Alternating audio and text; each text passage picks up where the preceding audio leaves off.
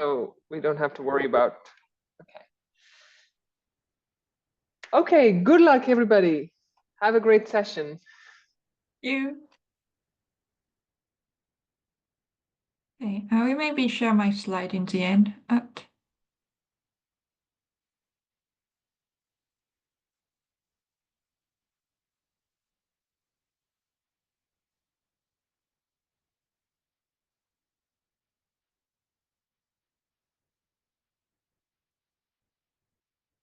Are you all seeing my screen, like the presentation?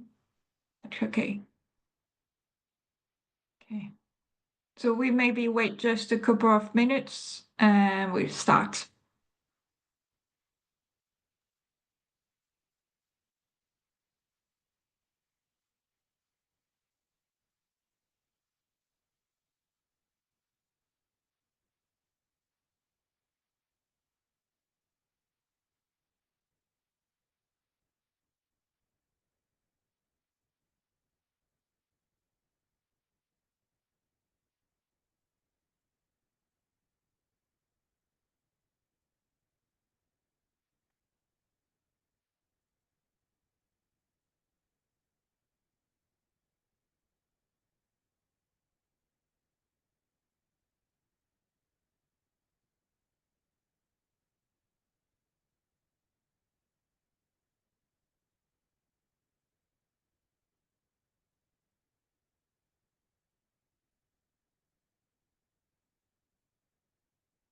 Yeah, I think it's too fast. I don't know. Maybe we can start and we are hoping that the other co-chair will join. Yeah, so welcome to this session on advancing drone data management through better interoperability and awareness around ethics. So I will be the chair for today. So my name is Alice Prémont and I am a geophysics data manager at the UK Polar Data Centre, which is based at the British Antarctic Survey. Then we have also Jens Klump, who is from Australia, and Tabo, who are also co-chair of this group. And today we have also Nina Gros, who is our RDA Tiger facilitator. So this session is recorded and we have some collaborative notes. So we have put in the chat the link. So if you want, you can add your name to the attendee list. And yeah, as we are not too many, don't hesitate if you want to join in or if you want to ask questions. So we want it to be quite interactive. So if you have any question, don't hesitate to join. So to foster an open and inclusive culture at our meeting today, so we recommend to use gender-sensitive language to make everyone feel included, to use nonviolent communication to help constructive conversation, and to practice active listening to empower people to find solutions by themselves. So we have a couple of examples here on how best to communicate. So the agenda of today, so we will have first an introduction of the group, then we'll have a presentation of the landscape survey, then we will present the use case compilation and report from the community. And then we'll focus on two priorities of the group with two topics. So the first one will be around interoperability and metadata, and the second one will be about awareness around ethics. So now, yeah, oh, I forgot my phone, obviously, but yeah, the goal would be to yeah, to go to Menti, and the goal is to kind of introduce ourselves in a fun way.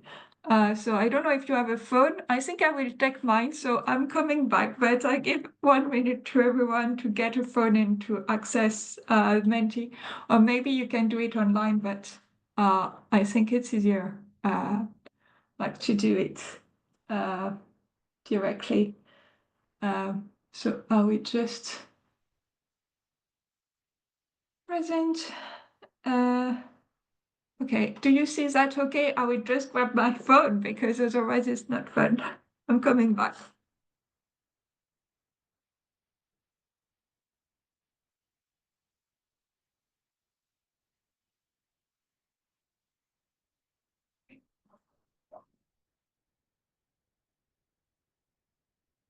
Okay. So the goal is to join and to use a QR code. I hope it works. Okay. Okay, we have 2 people in, 3 people. Okay, I think we can start.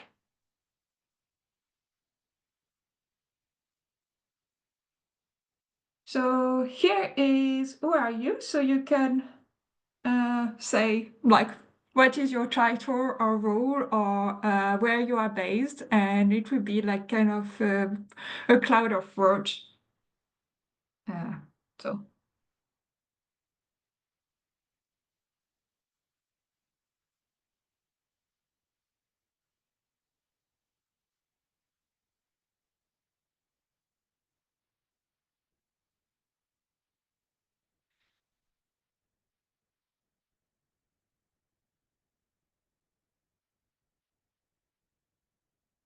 oh, nice.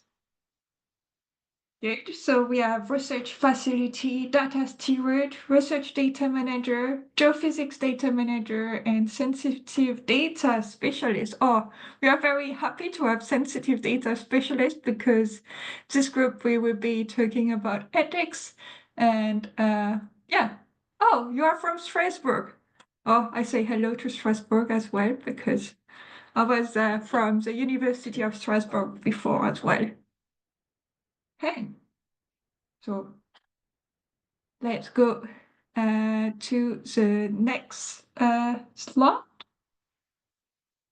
Okay, so yeah, now it's to say where you are based. So I saw that some people say Strasbourg, some Germany. So the goal is to just click on the map, I think. So I will see if it works.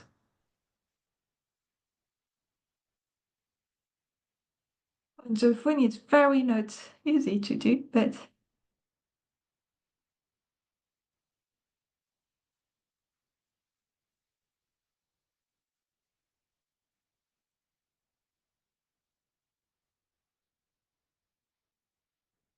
okay. I see that we have people from Australia, and then it's mainly Europe. Great. Okay. And then the next big question is more around our like your knowledge about drone. So we'll use the term UAV in this session to refer to drones or yes, to unmanned airborne system or remotely piloted aircraft systems. So you can say what you know more about. Is it more about the instrument, the data collection planning? Is it about the data collection, data management, data publication, or data processing?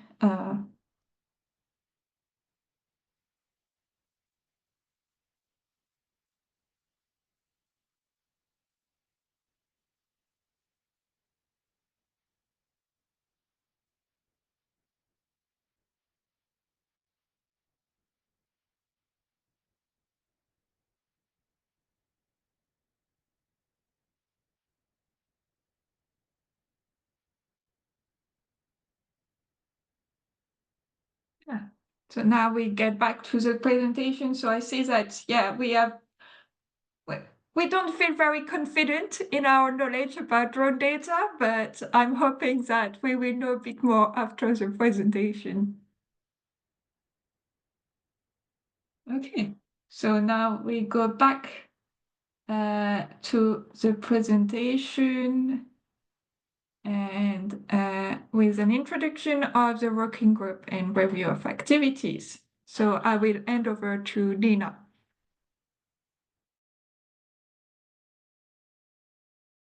Yeah, hi everyone. I hope you hear me well.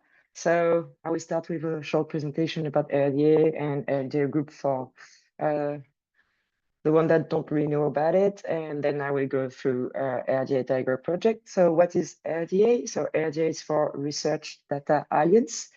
It's an international member-based organization focused on the development of infrastructures and community activities that reduce barriers to data sharing and exchange, and the acceleration of data-driven innovation worldwide. So members are researchers, scientists, data professionals, repository drivers, so anybody or everybody who have something to do with research data. So how to join RDA, it's quite simple. So for individual membership, it's free.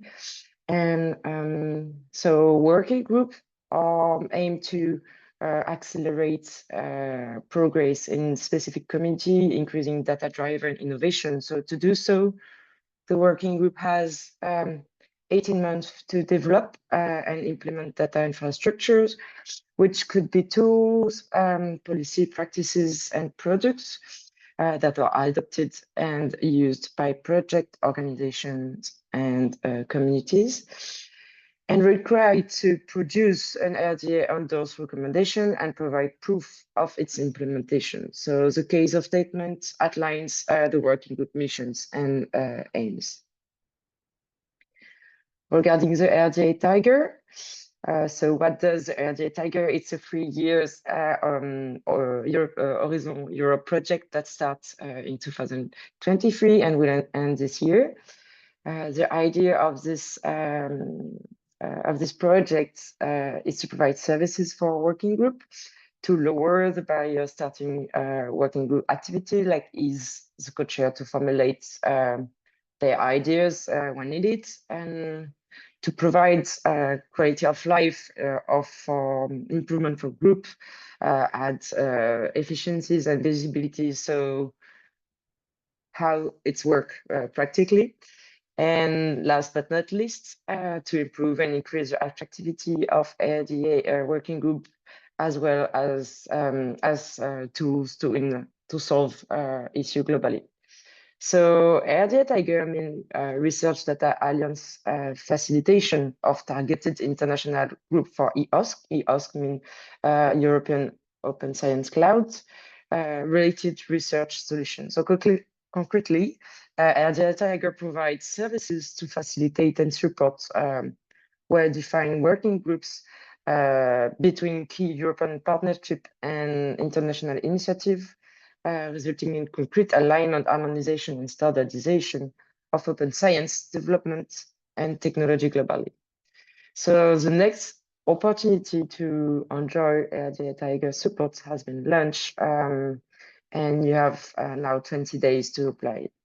So now I will give the floor to Alice to provide more information about the working group proposal and activity.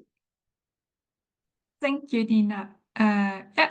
So as part of the case statement, so we have given this proposal. So start with like kind of a context where drone data and drone autonomous platform have become very important tools for the collection of data from the environment, and they can now acquire data at higher temporal and spatial resolutions and in environments that are sometimes too hazardous to work in.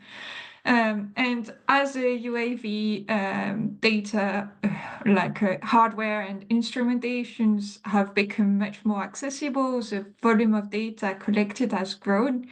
And while cloud computing infrastructure can offer the necessary scalability, common data and metadata practices are still lacking.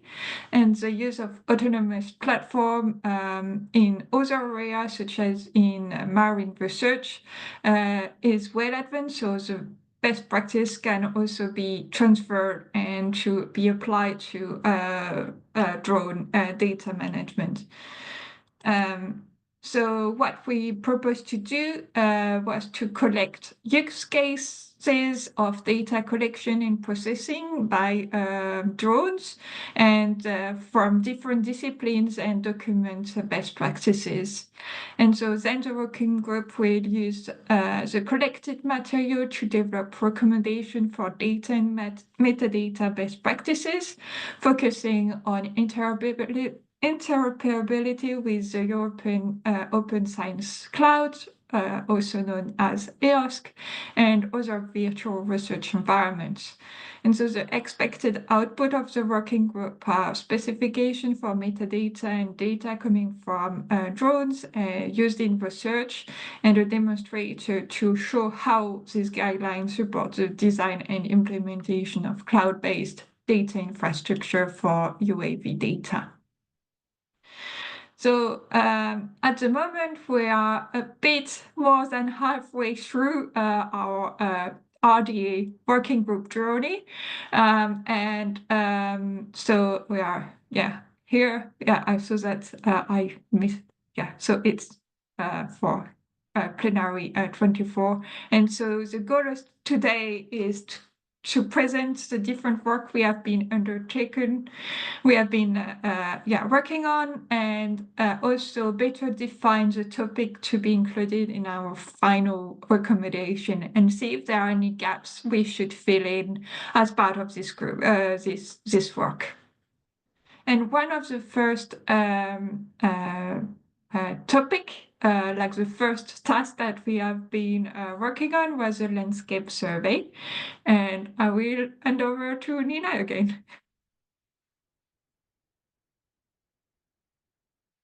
Yes. So I will present you the landscape services mostly, and talk a bit about the landscapes that have been conducted for the group. So the landscape analysis service is LJ Tiger support program for the support group that have to have a full awareness of the many international and European activities happening around their groups. So in this way, the facilitators, so but it was also Ryan and the co-chairs and the members of the group, keep a brief of the development and updates and can engage the right people to progress to work. And so the landscape service is available on request. And once the LTA Tiger support has started, the working group co-chair can liaise with the LTA Tiger facilitator a landscape analysis to be carried out on their behalf. So at the outset of the working group, the service ensures that there is no duplication of effort within RDA dance and co-data activities on the subject on the matter. So RDA dance and co-data are the partner of all the RDA Tiger projects. So we really contact all partners to be sure that there is no duplication.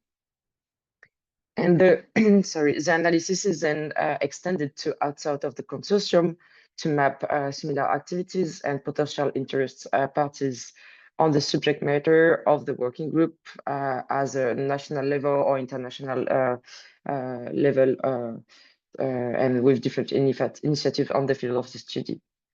So this landscape has been done, I think, like quite a month ago, because on the request of the group, and the group have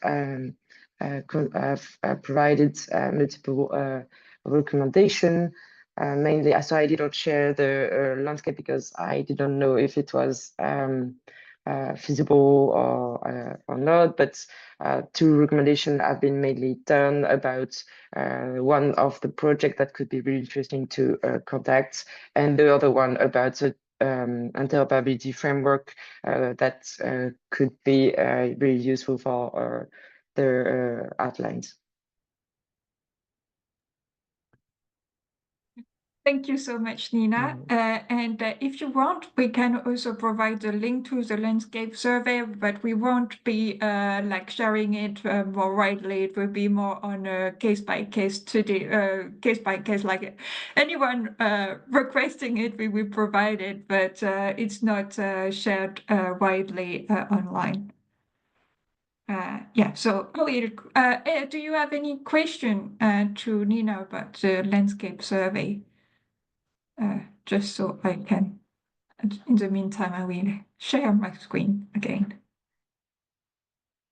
Okay, there is no question. I will continue. So now we'll go to the use case compilation. So this was one of the other big works that we have been working on.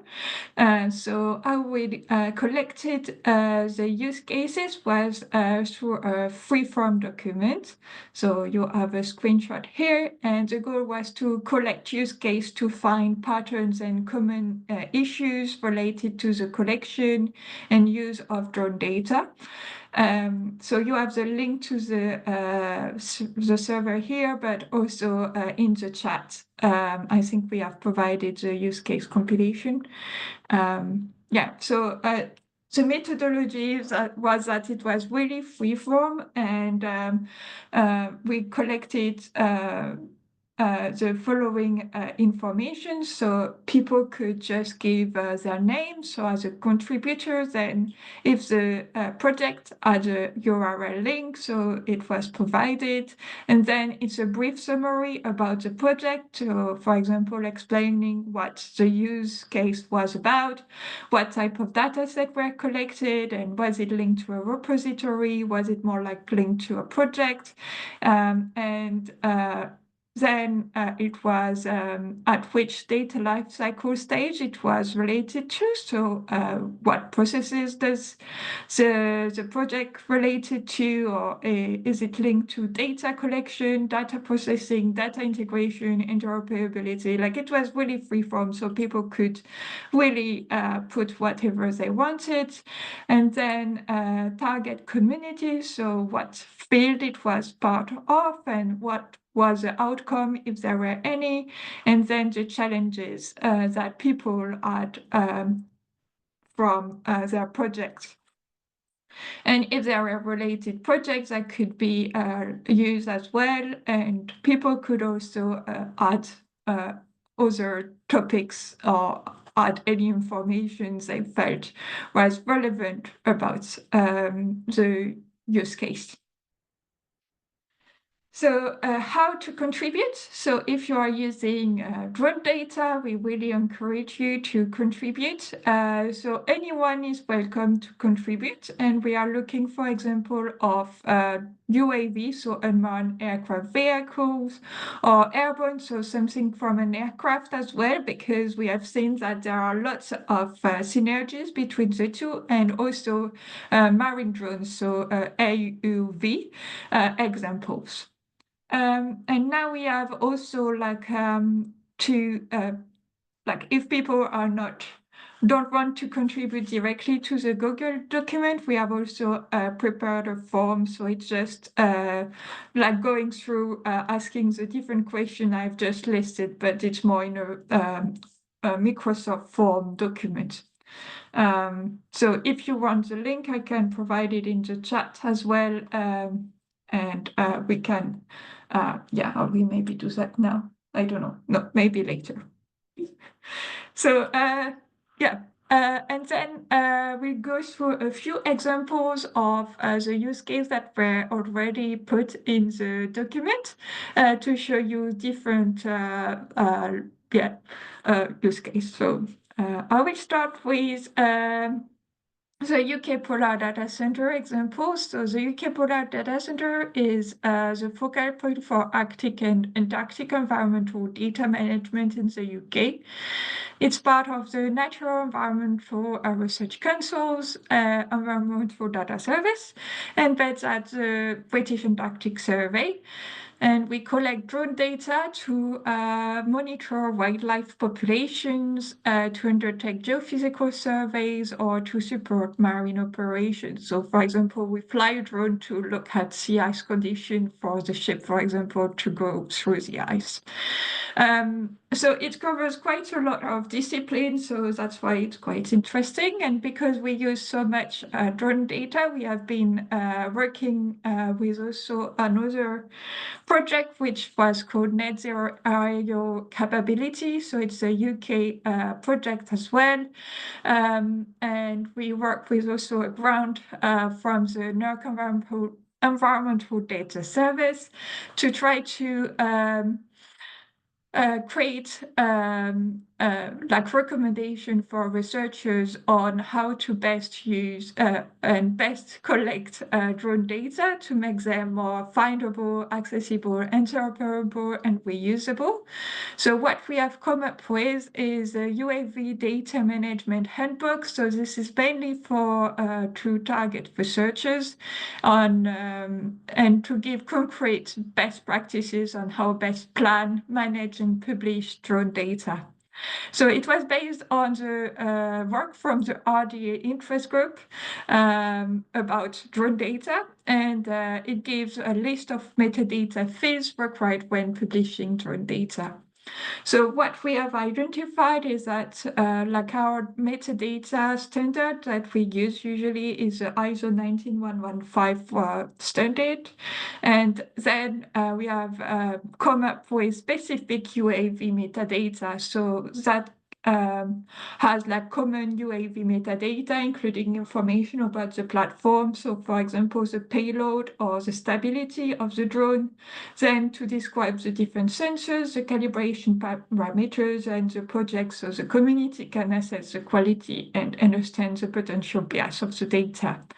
And then we have identified that we have two main types of data coming derived from the drones. So we have either image or sensor data. And so here we have like identified different metadata depending on the type of data that was collected. And then on top of it, it was important to to add domain-specific recommendations. So for example, if you are part of geophysics world, you will add also the recommendation from your group you are part of. And then it was to come up with a checklist for researchers. So it's just really like a tick exercise where when you are on the field, you have you need to collect the information. So it was coming up with a template where you can like fill in the project name, the date of time of the first flight or last flight, and then summary of the survey, and then you can describe the drone itself, and then all the sensors you have on the drone. And then for each flight, you can say, oh, I have the drone I have described with, and you can tick sensor 1, 2, and 5 were used as part of this data collection. And so you have already all described in another location. So then you have all the data described. And then you have a list of things that you need to inform, such as the weather information, because it can impact the quality of the data, or, and so on. So you can learn about like the UAV data management handbook has been published, and you have the link here, and I can provide it later. And in fact, all the information about this project is already in the use case compilation in the Google Doc. So then another project, so it was also part of the UK Polar Data Center, is that we have, so this is more for sensor data. So this was putting geophysics sensors on a drone. And so in that case, in fact, the methodology used where using aircraft was really relevant in that case, because in fact it was a very similar sensor, so we used the same protocols and was used were using aircraft. So the only difference was that the platform was smaller than an aircraft. And so for that project, we have built a map-based app that allows users to discover the data. And we have also quick look images so that you can see what was done on one flight. And the data consists of airborne gravity and magnetics and soon radar data that have been acquired in Antarctica. And so here, as I said, we really followed the standards that were used for the aircraft data. And then for image data, another example is Penguin Watch. So Penguin Watch is an initiative that aims to monitor the world's penguin colonies through time-lapse imagery and UAV flights. So a time-lapse camera network is established across the Antarctic Peninsula, South Georgia, and the Falkland Islands for a variety of penguin species. And a vast amount of data is collected and hosted on Zooniverse, where citizen science initiatives have been developed to assist in annotating imagery for the presence of penguin in varying life stage. And so, for example, someone can annotate all the adults they see, all the chicks they see, and all the eggs they see. And this provides information on the timing of breeding, which when changing, so if it's earlier hatching dates, for example, it can highlight the effect of climate change or other stressors. So while the scientists are servicing these cameras, they also survey colonies using drones, primarily to establish estimates of breeding pairs, and then the estimate can feed into an international project like so it's the Penguin Map project, which provides counts for colonies around Antarctica when known. And so this data is not annotated by citizen scientists, and up until recently has been manually annotated by researchers. So in recent months, there have been progress made in developing AI tools to annotate subsection of stitched imagery for penguin. But there are still ways to effectively scale this for large colony. So as part of this project, there are a few challenges that have been highlighted. So the training, so it was a large international network of collaborators simultaneously collecting data, and the processing structure from motion was a bit of a bottleneck to teaching imagery, and then the storage. So it was handling ever expanding amounts of data that needs to be shared with collaborators was a bit of the main challenge here. So now I hand over to Jens. I hope you can talk while you are at your conference. Yes, I hope you can hear me. Yeah. Okay. Sorry. Just need to adjust my headphones. So thanks for the opportunity to speak here. I will present 2 use cases from a project that we ran a little while ago as the Australian Scalable Drone Cloud. And Scalable already tells you what this was about. We recognize that processing large volumes of data, like stitching images together, it used quite a lot of resources that could well be hosted in a cloud environment. And the Australian Research Data Commons co-invested into a project with several partners to make this possible. And what we thought was happening in this field was that in our 2 main use cases from agriculture and from geosciences, everything kind of worked in the same way, that we would capture 3D data from the field or the farm, and then pump this into pipelines, data pipelines for processing, and then visualize that data, and then have methods that build onto that, and at the end, publication. And that was the theory. And let's move to the next slide to give a more concrete example. So here, this is a use case about structural geology. It implements an algorithm to map fractures in rock that can then be used to assess the permeability of the reservoir. So, for instance, how easy it would be for groundwater to flow through this rock reservoir, or for gas production, or for gas storage. And the basis was stitching together an orthophoto mosaic of an area of interest, and then map the fracture density and connectivity.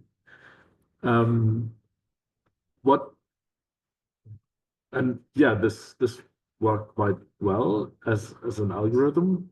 And what we want to do in the end is publish maps of these fracture networks through our data archiving and publication platforms. And this pattern of capture data, process it, and then publish was the kind of basic blueprint for all the use cases in Australia's Scalable Drone Cloud. So let's go to the next slide, which is a different use case from agriculture. This was about measuring the height of experimental plots of wheat to estimate the biomass in wheat breeding and studies on wheat production. And here we started from capturing 3D model of the wheat plots, and then running it through a processing pipeline that then estimated the height of, and thus the volume and biomass of those plots, and then fed that into further models. And the real main problem we had was with our data processing platform, where the changes in the underlying Python libraries caused the algorithms to be unstable in production. So that was a platform management problem. But another problem that we struck upon was we started with image capture. So the metadata for that field are well established. We have ISO standards and best practices on how to document this. And then we had the pipeline where there are no metadata standards that we were aware of that we could use to describe what was happening in those pipelines. And then at the end, we would publish those data through existing portals. So on the portal side, they would present the data in the kind of common standards that data portals would use, based around the bibliographic resources. And as is common practice today, we would have attached the other more use case specific metadata to them. But thinking this through, it really highlights to us this gap that we have metadata for the geographic aspects of what we were doing. We have emerging metadata for describing the sensors. We have metadata for the publication, but we didn't have metadata to describe the process. So this is a gap that we found in this, through this project. And so something we want to cover in this working group. Thanks, Alice. Thank you, Jens. Yeah, so it leads nicely to our list of challenges and common topics that we have seen in the use case compilation. So what we have presented today are just a few use cases, but in the use case compilation, we have much more. So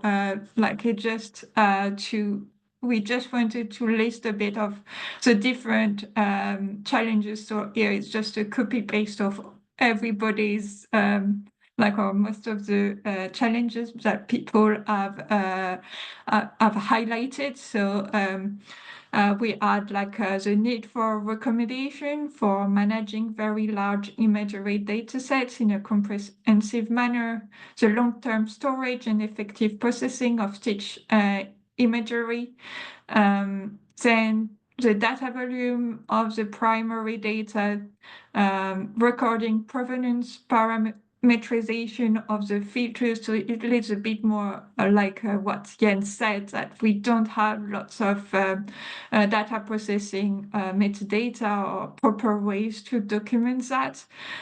So then the complexity of the pipelines and the plethora of algorithm and parameters. So this is also links to how you document data processing pipelines and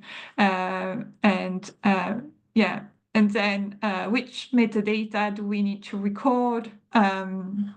So the software to correct the GNSS error cannot be coded from a script, or sometimes there are other issues, that exist. And in addition to metadata challenge, user-friendly access to the software building blocks and joined up pipeline does not yet exist. So there are lots of different topics. And so in terms of common topics, so we have things that data storage was one, that in the end, the imagery data and sensor data could be kind of touch on two different topics. And so we have the sensor data most of the time have their own pipelines using different ways to collect. So it's just the sensors that has been put, and it's the same a bit for the images, but it's just that the amount of data we collect is tremendous compared to what we had before, where usually it was fixed camera, for example, and so it's not the same issues. Then we add data formats, data pipelines, and so it links to what Jens had said as well on also data pipeline description as part of metadata. And then we had interoperability and metadata, and then we had also people considering ethics and privacy. And so these two last topics will be the center of the second part of this meeting. But before we go to the next slide, we wanted to also have a bit of time for people in the audience to share their feelings about any challenges that they think that have not been established, or if you want to really say that, for example, for you, the biggest challenge is data format or imagery data and so on, please, you can do that now. So it's the same. Sorry.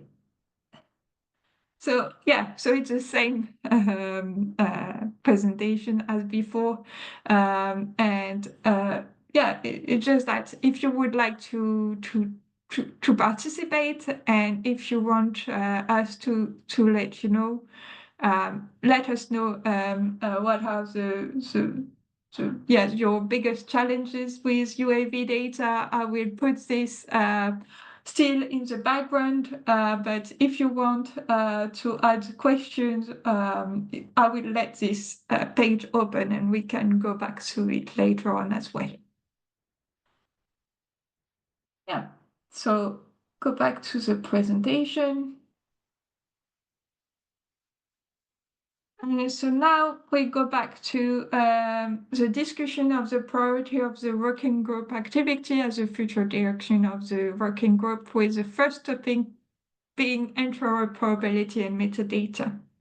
So in the first instance, so I will go do a review of what had been done also by the interest group. So the interest group about the drone has been here for quite some time because it was established in 2017.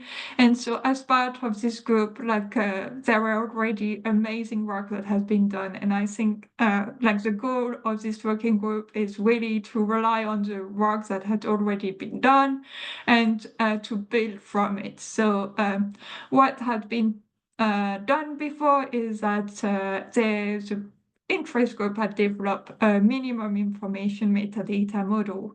And so I will go into more details about what it is. It's a very good starting point on describing UAV data.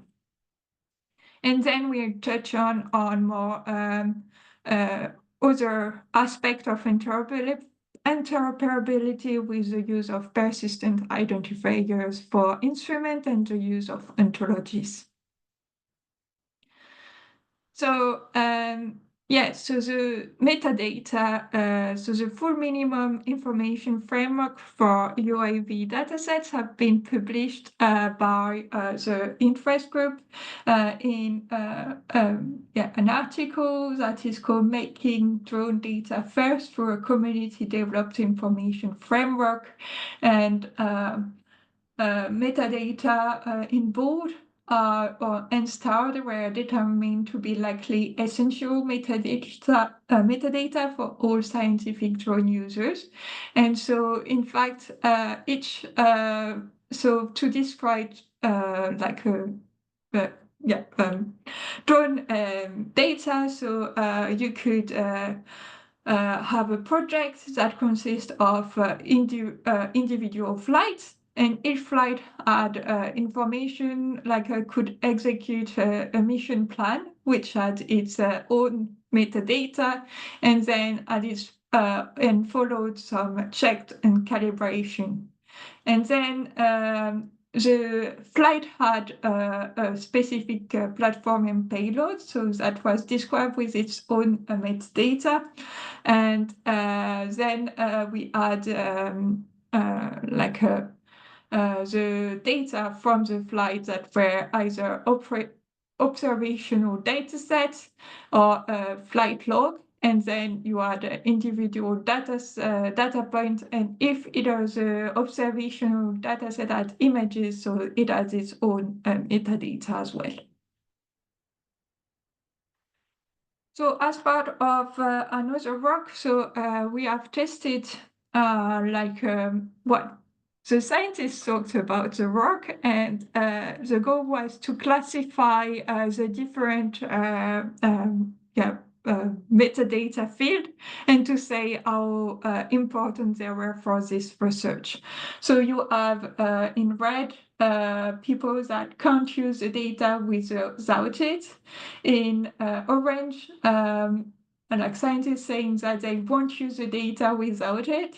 And then gray was can use the data without it, but nice to have. And then don't need it are in blue, but in dark blue are not applicable for the research. The researchers in question was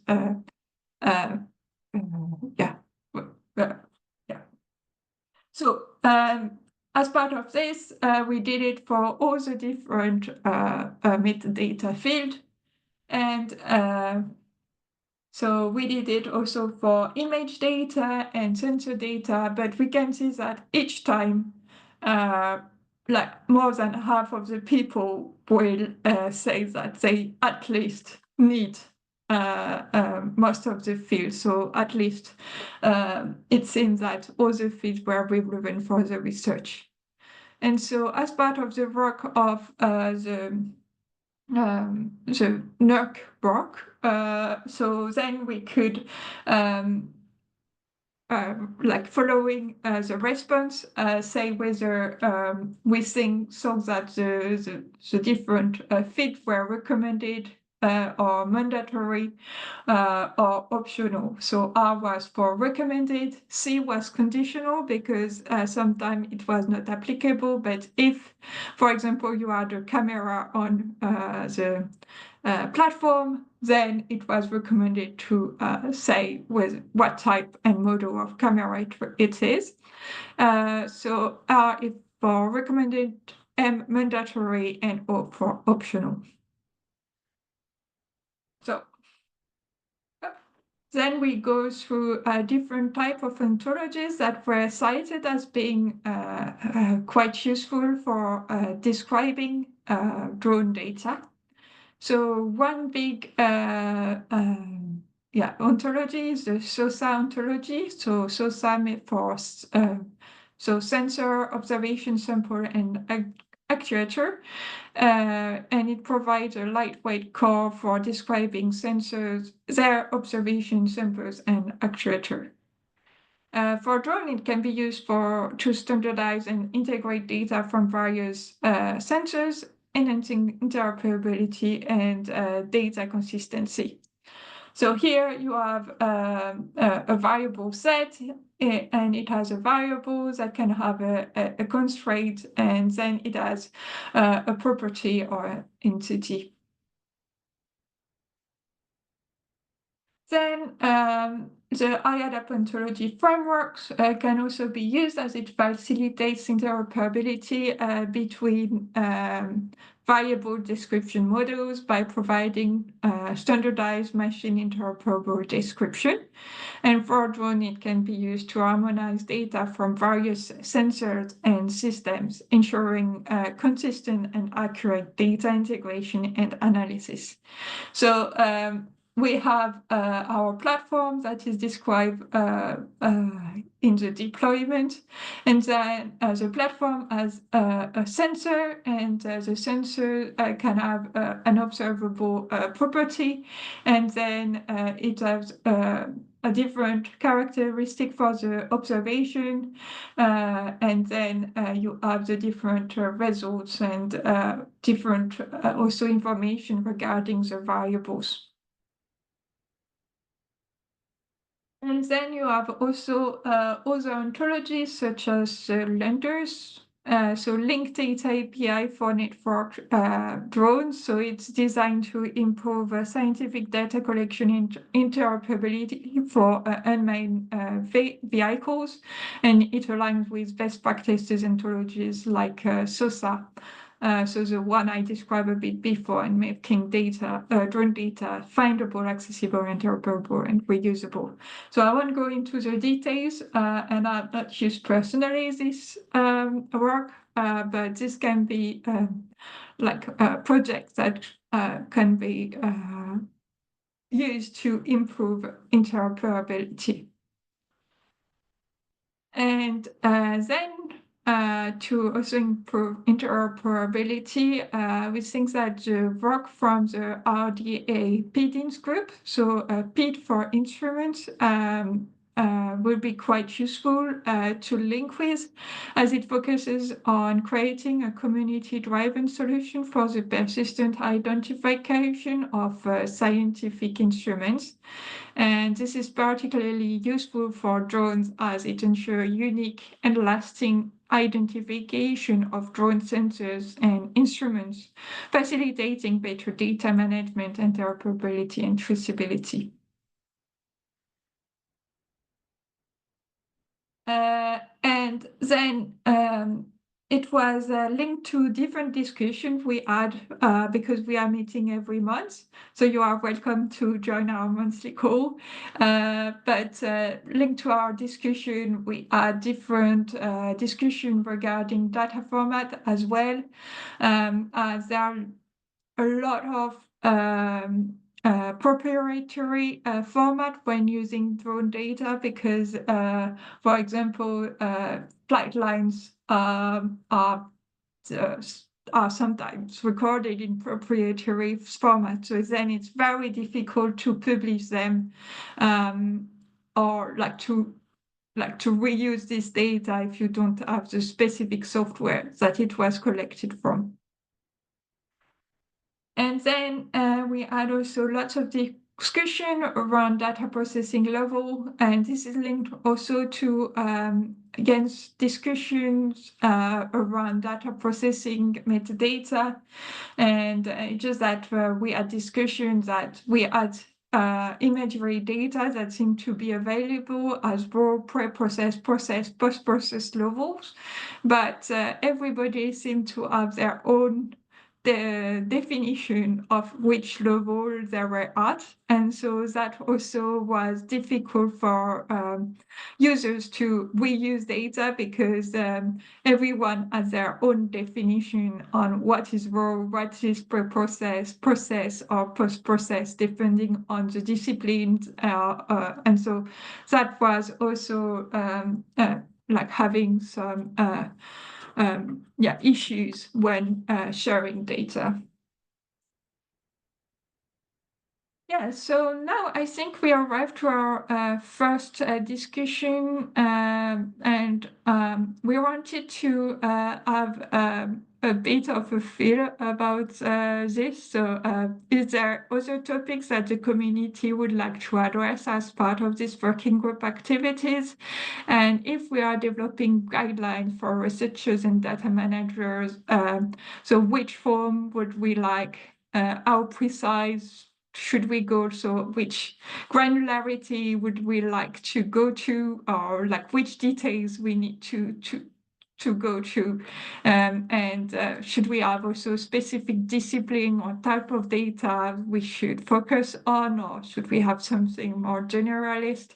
So these are the questions that we would like to use, like, or to share with you. And so if I think we can go to the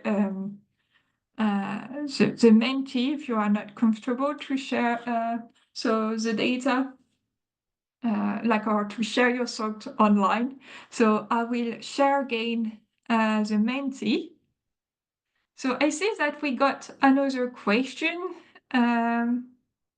on the Menti from the previous question. So I see that storage each flag procedure at least 120 gigabyte of data once processing, etc. is complete. Yeah, I totally agree. The storage of data is indeed one of the key area where we don't have lots of solution. So we had a discussion about this, and some people were using specific tapes. But we haven't really got any recommendation on that, and maybe that can be something we can have. So I see that we have somebody. Also, Graham. Sorry if I mispronounce. Please join in. Hello. Hi there. Can you hear me? Yes. Hi. Sorry, I'm on different headphones today. Yeah, it was myself that put that into the Menti, and yeah, just to give you some background, I've never actually joined this group before. I've seen it kicking around, but it only occurred to me just in the last couple of weeks that it would be really useful for me to listen to this. So thanks very much for the talk so far. I work with a salmon research charity, and we have a person flying drones for us to survey the rivers from the perspective of habitats identification, and also amazed at some of the things that they can actually identify the salmon reds, which are in layman's terms basically the nests that salmon make in the river beds. So yeah, I'm just I quickly asked our drone guy John what's his biggest challenge, and that's what he put up there, the storage. But we at the Salmon Trust we already have a bit of a storage challenge because we use something called ARIS, which is a sonar video device for capturing the salmon as they swim up the river in a single location, and it produces actually, kind of something like 12 terabytes a month of data. And our solutions, we're kind of working on what to do, but we've we've done quite a lot of work in kind of comparing costs of cloud storage versus physical storage on site. And yeah, I might I don't know if that would be useful for you guys to have a look at some of those kind of cost analysis things in the group. I can definitely share some of the code and yeah, pretty crap code, but basically the code and kind of images that sorry, not images, plots that I've produced for our organization to try and make that decision on whether to go cloud or whether to go physical. And obviously the answer is everybody will probably expect it's some kind of hybrid solution. Yeah. And especially that it was mentioned in one of the talks that you don't have to keep all of the data, so you've got to select which data you can throw out. So for the ARIS, we only really need the video files where there's actually a fish swimming past. We don't need all the rest. We don't need 24 hours of video, but how do we trim that data down? So yeah, I think I've joined the group, and I'm gonna have a look at some of the stuff and hopefully get more involved. Yeah, we are meeting every month, but yeah, we are expecting to maybe change a bit the times as well, because we have noticed that it was not really like friendly to everyone. So we are in the way to also change a bit the timings as well. Jörg, sorry if I mispronounce, and thank you for joining today. No problem. Yeah, thank you for the invitation anyway. I basically would like to mention 2 points, since I'm not very much in this topic, so this is quite far away from what I'm doing. But actually, there are 2 things which I'm also working on.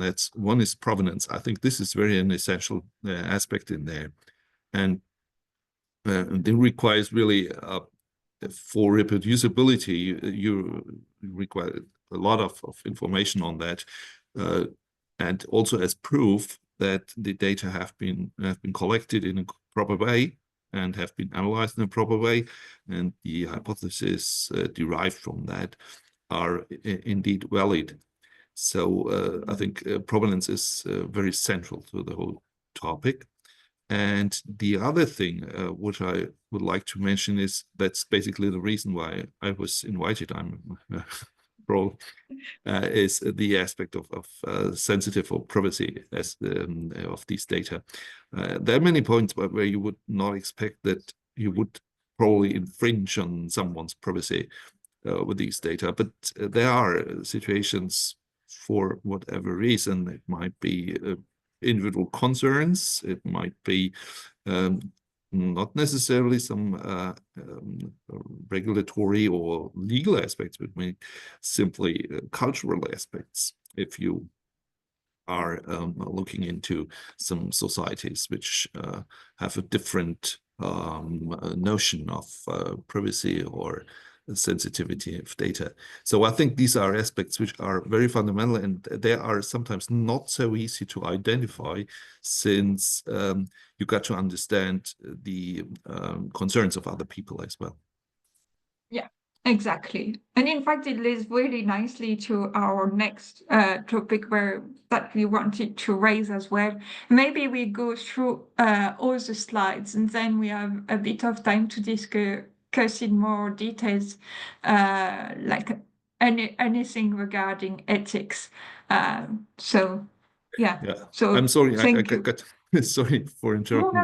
No, the point is, really want. This is really like the perfect transition to our next section.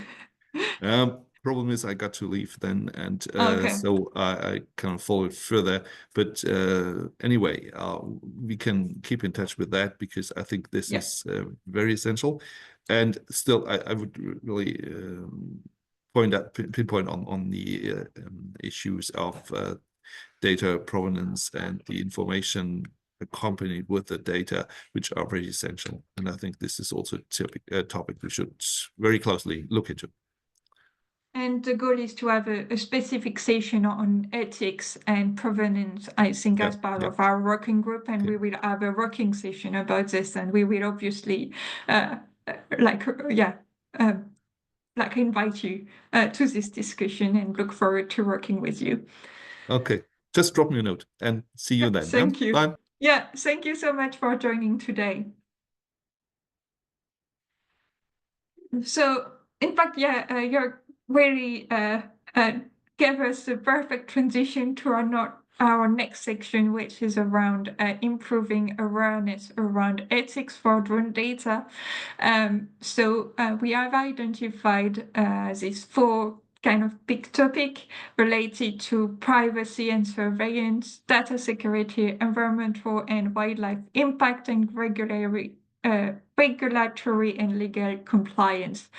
So we have to say that this is not at all the core background that the co-chairs have in this domain. So this is just general topics that we have put here, and this is where we really need the expertise of people, and that's why it was to introduce this topic first and to learn from the community and try to engage around this topic of ethics and provenance and data security and wildlife impact and so on. There are like different rules that when we are collecting drone we need to adhere to. And so in terms of privacy and surveillance, so there are, for example, the EU General Data Protection Regulation and similar data privacy protection regulation. And so that means that some research will require to collect consent before starting a survey. In terms of data security, so it's just that data protection law requires to process personal data securely with appropriate organizational and technical measures in place. And so the security measures must be appropriate to the nature, scope, context, and purpose of the processing and the risk posed to the rights and freedom of individuals. And then in terms of environmental and wildlife impact, so there are some specific guidelines on drone use near wildlife and the International Union for Conservation of Nature recommendation for ethical wildlife research. And then in terms of regulatory and legal compliance, different countries have specific laws governing drone use. And so you should refer to the National Aviation Authority applicable for the survey. And so this is to promote responsible data collection of drone data. So the data collected during drone operations requires careful consideration and responsible management. So because sometimes you are using we are using high resolution cameras, thermal sensor, and other advanced payload capabilities. That means that drones can gather sensitive information about individuals and properties often without their knowledge or consent. And so drone can affect also a community sense of security and well-being. So there is also a psychological impact of knowing that surveillance could occur at any time from above, has led to what some researchers term drone anxiety in certain communities. So it is crucial to communicate with the population and refer to data privacy rules. So this is not always the case. For example, when you are doing a penguin colony in Antarctica, like the privacy of people is maybe not the first risk. But this is to keep in mind, especially when a drone is used in a zone of crisis, such as after a fire or after a flood or something like a crisis like this, where drones are used and can impact the population. Then for environmental and wildlife impact, so there are best practices available for specific research topics. So there are like a specific recommendation for seabird monitoring. And so for marine life, there's also a recommendation on the NOAA website or the US Fish and Wildlife Service website. And then there are also recommendations from the biological field. But before any survey, it is important to comply with best practices and recommendations, and this might differ depending on your country. So this is some example here from the different articles that are linked in the presentation. So then there are like different guidance that we can kind of highlight. So in terms of data collection, so in summary, it would be to adhere to relevant national civil aviation rules, to adhere to privacy laws and ethical guidelines, particularly regarding sensitive or location-specific data, to define a clear purpose for data collection, to establish a secure storage protocol, to create procedures for handling accidental capture, and follow best practices regarding environmental and wildlife protection.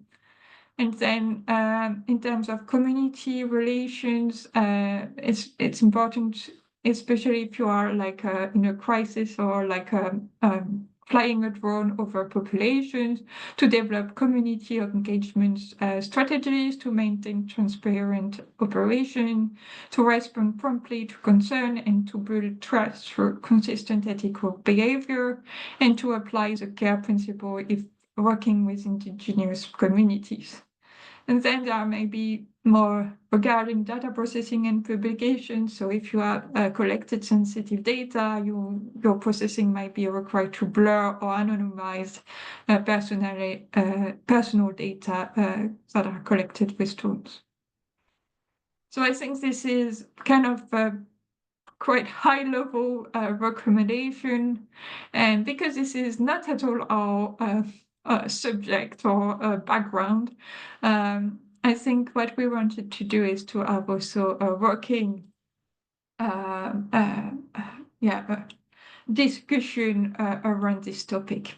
So are you aware of any other laws, regulation, or recommendation related to ethics application, to ethics that are applicable for drone usage, or is there other topics that the community would like to address as part of the working group activities?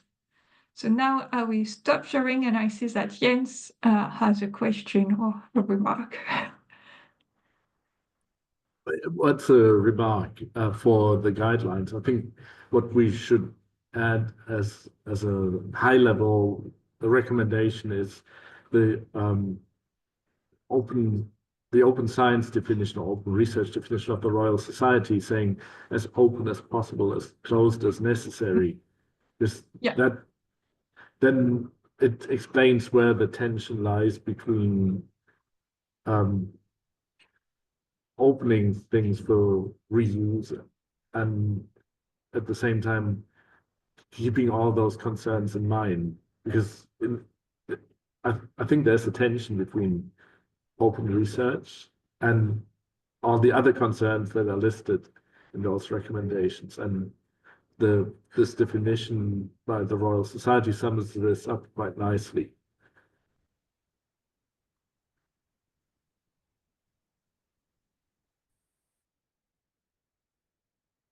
I totally agree.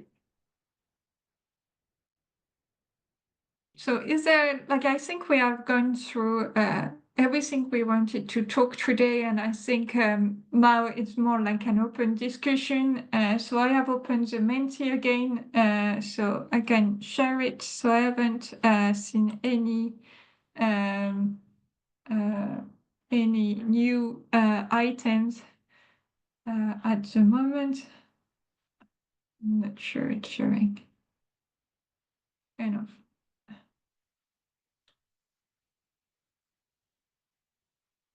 Yeah, so maybe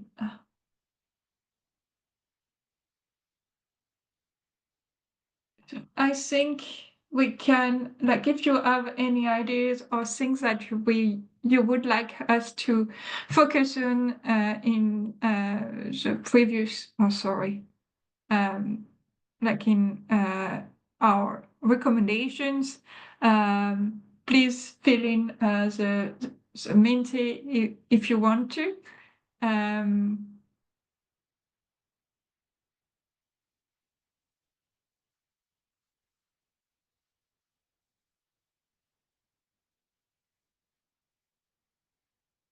And yeah, I don't know if Jens, you want to add anything.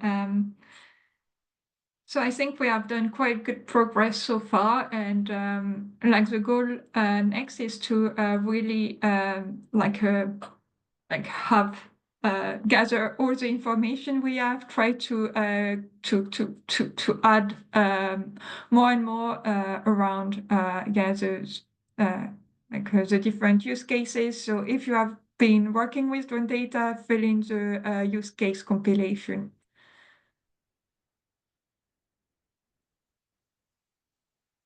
So maybe we can use this to look ahead what's going to happen next in the working group. Because what we gather through the use cases, we want to distill into recommendations from the working group about how to deal with data from drones. And initially we had this specific focus onto interoperability with the European Open Science Cloud. But I think it should be a fairly general, how do we make drone data more reusable and interoperable and reusable? And so the metadata and vocabulary aspects are quite important to that, but what else do we need to consider? And the timeline for this is that we want to present those recommendations at the RDA plenary in the International Data Week in Brisbane later this year. And that's kind of also the timeline for the working group phase of this group, who will have to wrap up after IDW and the next plenary. And then we will continue as an interest group, but we really have this aim to present a set of recommendations at this next plenary in, I think it's in October in Brisbane. Yes, exactly. And if you are going to the European Geoscience Union, we are also presenting a poster. So don't hesitate to come as well. So we are presenting on Monday, the first day from 2 p.m. I don't remember. I think it's in the whole X4. I think so, yes. Yeah, so I can share like the first draft of the poster so far, so as a teasing for joining us at the and if you have any comments, we can also work on that. But looking forward to speaking with everyone, and yeah, don't hesitate to join the group and join our monthly call.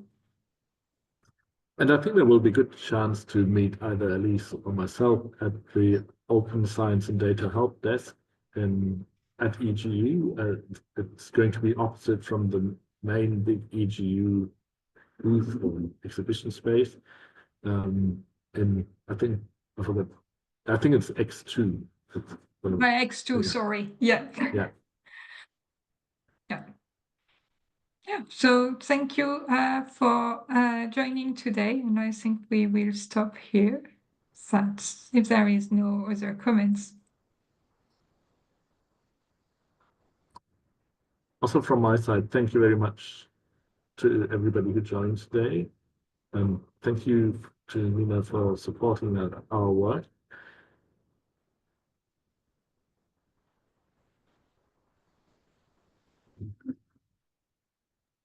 Yeah, thank you everyone for being here and for this really nice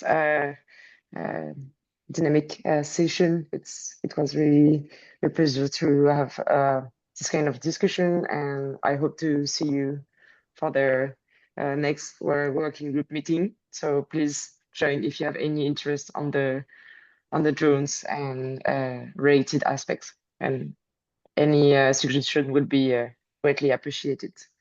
Thank you, Alice. Thank you, Jens, for your nice presentation, and have a good rest. Bye, Okay, everyone. thank you. Bye.